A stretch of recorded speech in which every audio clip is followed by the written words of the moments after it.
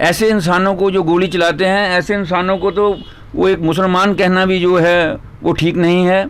हम तो कहते हैं ये जितने भी जो टारगेट किलिंग वाले आतंकवादी है, ये जिना जो है मोहम्मद जिना था, उसकी ये नाजायज़ औलादे हैं। पंजाब में आपने देखा होगा कि किस प्रकार वहाँ पे जो हमारा वहाँ डीजीपी थे गिल साहब और वहाँ का जो चीफ मिनिस्टर थे बेअंत जी, सरदार बेअंत सिंह जी, उन्होंने मिलकर जो है, और बाकी पार्टियों ने भी, खास तौर पर संघ ने, आरएसएस ने उस वक्त उनकी बहुत मदद की थी। आरएसएस और जितनी भी हिंदू पार्टियां थी, हमारी शिवसेना थी और थी, सब ने मिलकर के हिंदुओं ने इनका समर्थन दिया था सरकार का, उस वक्त कांग्रेस सरकार का, और डीजीपी साहब का समर्थन देके तब जाकर उन्होंने जो है कि इन लोगों को जो है चिन्हित करके मारकर आज तक पंजाब में जो है पनप नहीं पाए हैं। उसी तरीके से जिस प्रकार पंजाब में किया गया, सेम पोजीशन जो है यहाँ पे कश्मीर में करने पड़ेगी। इनको भी उसी तरीके से भूनना पड़ेगा, इनको भी मार मार कर सब आतंकवादियों को चौकों में फूंक देना चाहिए, कूड़े के ढेरों में लगाकर, फिर ही ये जो है प्योंदी इनकी ख़त्म हो पाएगी। नमस्कार, जेके अपडेट में आपका स्वागत। मैं हूं अश्विनी गुप्ता। आज हम बात करेंगे कश्मीर में जो टारगेट किलिंग हो रही है और लगातार कश्मीर के हालातों को बिगाड़ने की एक साजिश चल रही है।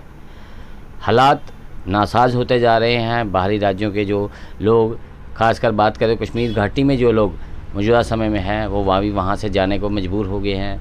कल भी हमने देखा भारी संख्या में लोग, लगातार बीते 4 दिन से अगर बात करें तो लगातार कश्मीर से लोगों का प्लान करने का सिलसिला जो कि शुरू हो चुका है। इसी पर बात करने के लिए हमारे साथ यहाँ पर मौजूद हैं शिवसेना हिंदुस्तान के नेशनल वाइस प्रेसिडेंट पंडित राजेश केसरी जी। राजेश जी से हम बात करेंगे। राजेश जी ये बताएं कि जो लगातार कश्मीर घाटी में टारगेट किलिंग हो रही है, उस पर कैसे अंकुश लगाया जा सकता है और इसको आप कैसे देखते हैं?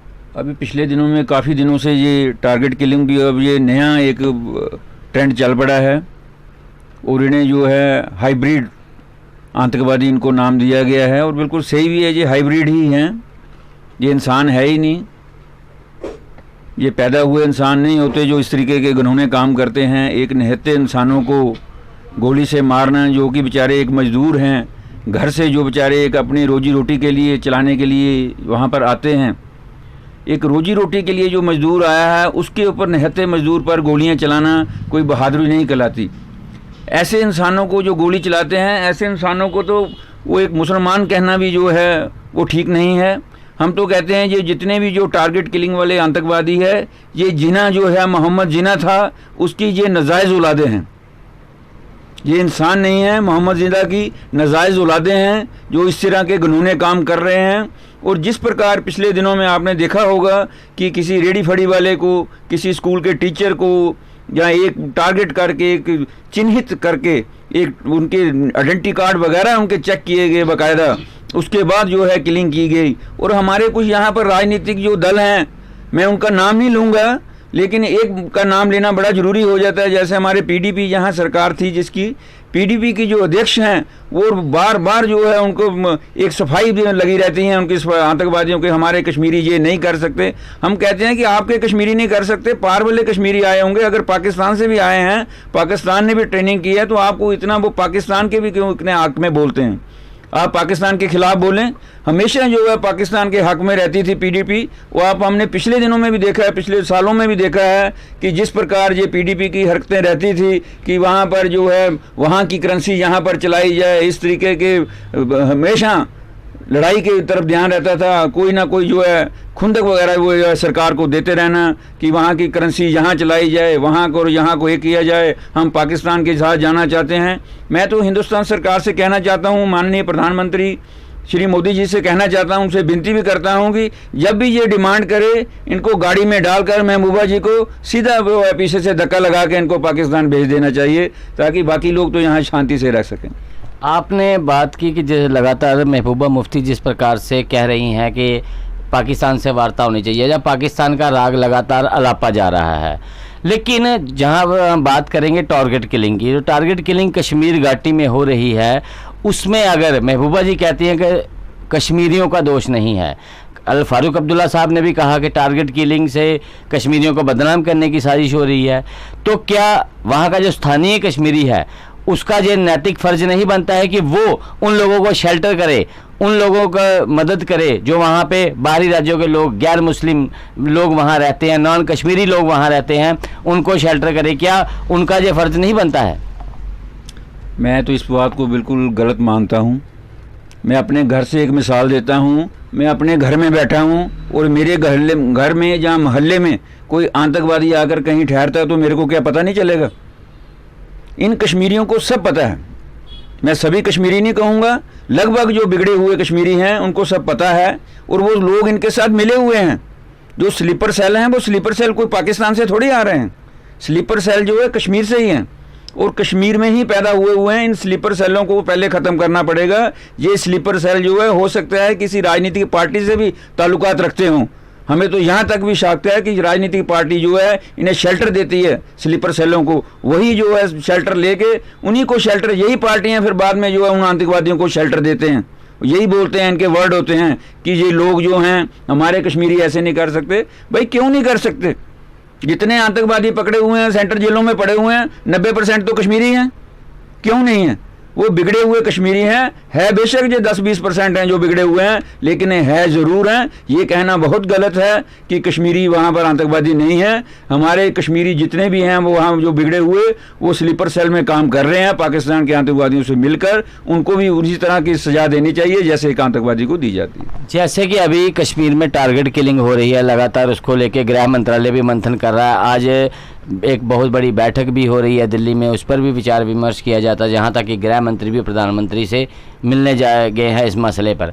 लेकिन जैसे कि हम अगर बात करें कि टारगेट किलिंग जो हो रही है, टारगेट किलिंग का यहाँ पर तो आप बिहारियों को, यूपी, झारखंड या जम्मू के जो लोकल लोग हैं उनको आप टारगेट कर लोगे, लेकिन 90% कश्मीरी यूथ जो है बाहरी राज्यों में पढ़ने के लिए गया हुआ है।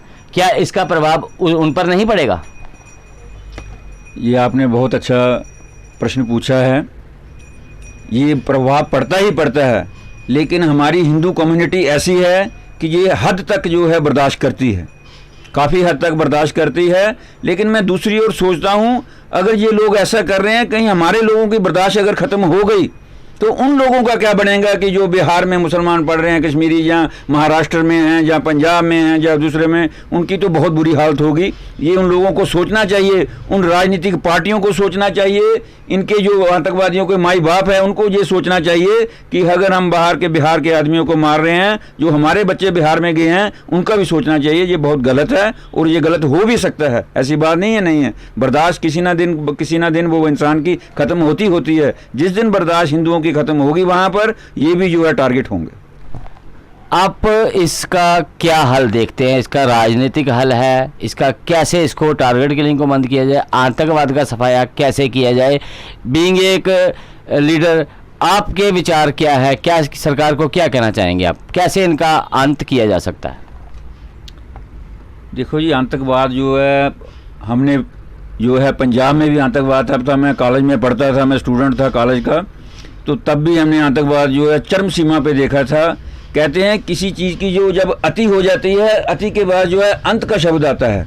ये वही मैं देख रहा हूँ कि वही पोजीशन चल रही है। जैसे एक बार पंजाब में सरदारों को लग किया जाता था, केसदारियों को, और हिंदुओं को लग करके जो है गोली लेके पूरा मार दिया जाता था। ये वही सिस्टम अब यहाँ पर शुरू हो रहा है। पंजाब में आपने देखा होगा कि किस प्रकार वहाँ पे जो हमारा वहाँ डीजीपी थे गिल साहब, और वहाँ का जो चीफ मिनिस्टर थे बेअंत जी, सरदार बेअंत सिंह जी, उन्होंने मिलकर जो है, और बाकी पार्टियों ने भी, खास तौर पर संघ ने, आरएसएस ने उस वक्त उनकी बहुत मदद की थी। आरएसएस और जितनी भी हिंदू पार्टियां थी, हमारी शिवसेना थी और थी, सब ने मिलकर के हिंदुओं ने इनका समर्थन दिया था सरकार का, उस वक्त कांग्रेस सरकार का, और डीजीपी साहब का समर्थन देके तब जाकर उन्होंने जो है कि इन लोगों को जो है चिन्हित करके मारकर आज तक पंजाब में जो है पनप नहीं पाए हैं। उसी तरीके से जिस प्रकार पंजाब में किया गया, सेम पोजीशन जो है यहाँ पे कश्मीर में करने पड़ेगी। इनको भी उसी तरीके से भूनना पड़ेगा। इनको भी मार कर सब आतंकवादियों को चौकों में फूंक देना चाहिए, कूड़े के ढेरों में लगाकर, फिर ही ये जो है प्योंदी इनकी ख़त्म हो पाएगी। अभी आप सरकार से क्या डिमांड करते हैं? जैसे लगातार मांग उठ रही है जम्मू को कश्मीर से अलग कर दो, क्या आप भी ऐसी कोई डिमांड रखते हैं? मैं अपने हिसाब से जो है, हमारा जो राजनीति सफ़र है मेरा इतना, उसके हिसाब से अब हमने देखा है कि इसका जो है कोई हल नहीं है। इसका एक ही हल है कि जम्मू को जो है अलग किया जाए और जम्मू में जो है पंजाब के जो जम्मू के साथ साथ थोड़े इलाके पड़ते हैं जैसे गुरदासपुर, पठानकोट वगैरह है और हिमाचल के कुछ जो इलाके हैं वो जम्मू में जोड़ करके छोटे छोटे और इसको एक ग्रेटर जम्मू का नाम दे करके उसको आगे बढ़ाना चाहिए। अगर ग्रेटर जम्मू बन जाता है तो प्योर हिंदू स्टेट बनेगी और इसका फ़ायदा जो पूरे देश को होगा, ये नहीं कि ये स्टेट को होगा, इस बात का फ़ायदा पूरे देश को होगा और हर देश का बंदा जो है उस ग्रेटर जम्मू में आ सकेगा और यहाँ का बंदा वहाँ जा सकेगा। और हमने जो 370 तोड़ी है उसका भी हम बहुत शुक्रगुजार हैं गवर्नमेंट के। ये भी बात मैं ज़रूर कहूँगा, 370 तोड़ना और राम मंदिर बनाना ये यही सरकार बना सकती थी और इसका मोदी साहब से हम जो है बहुत शुक्रगुजार हैं। और आगे हम ये भी चाहते हैं कि कश्मीर में भी मोदी सरकार जो है पंजाब की तरह हाल कर करके जल्द से जल्द इन आतंकवादियों को जो है ख़त्म करे ताकि लोग चैन से रह सकें। तो ये थे पंडित राजेश केसरी जी, जिन्होंने एक बड़ा ही बेहतरीन हल अपनी तरफ से सुझाया है। पहले तो उन्होंने कहा है कि आतंकवाद का सफाया बिल्कुल पंजाब की तर्ज पर किया जाए, क्योंकि पंजाब में भी जिस प्रकार से टारगेट किलिंग का दौर शुरू हुआ तब आतंकवाद का समापन हुआ था। अब कश्मीर में टारगेट किलिंग का दौर शुरू हुआ है तो कहीं ना कहीं ये भी इनके अंत को दर्शाता है। इसके साथ ही लगातार कश्मीर और जम्मू को लेके जो हालात बनते रहते हैं आतंकवाद बन के लिए, कई होता क्या है कि कश्मीर में कोई घटना हुई तो जम्मू में इंटरनेट सेवा बंद हो जाती थी, तो कहीं ना कहीं जम्मू के लोग कश्मीर की वजह से काफ़ी कुछ सफ़र करते थे। तो इनका जो इन्होंने एक नई डिमांड रखी है वो ये है कि हिमाचल का जो जम्मू कश्मीर के साथ लगता एरिया है या पंजाब का जम्मू कश्मीर के साथ लगता जो एरिया है, इन एरियों को मिलाकर एक अलग स्टेट बनाई जाए ग्रेटर जम्मू के नाम से, ताकि इन सब समस्याओं का अंत हो सके। तो ये सरकार से इनकी तरफ से पंडित राजेश केसरी की तरफ से एक डिमांड रखी गई है। अब देखना यह है कि सरकार इनकी मांग को कहां तक जायज़ ठहराती है। मैं अश्विनी गुप्ता, कैमरामैन नरेंद्र शर्मा के साथ जेके अपडेट से। जेके अपडेट रहे हमारे साथ। अगर आप ये वीडियो YouTube पर देख रहे हैं तो हमारे YouTube चैनल को सब्सक्राइब करें और बेल आइकन को क्लिक करें। अगर आप ये वीडियो Facebook पर देख रहे हैं तो हमारा Facebook पेज लाइक जरूर करें। For advertisement please contact 705-109-1811।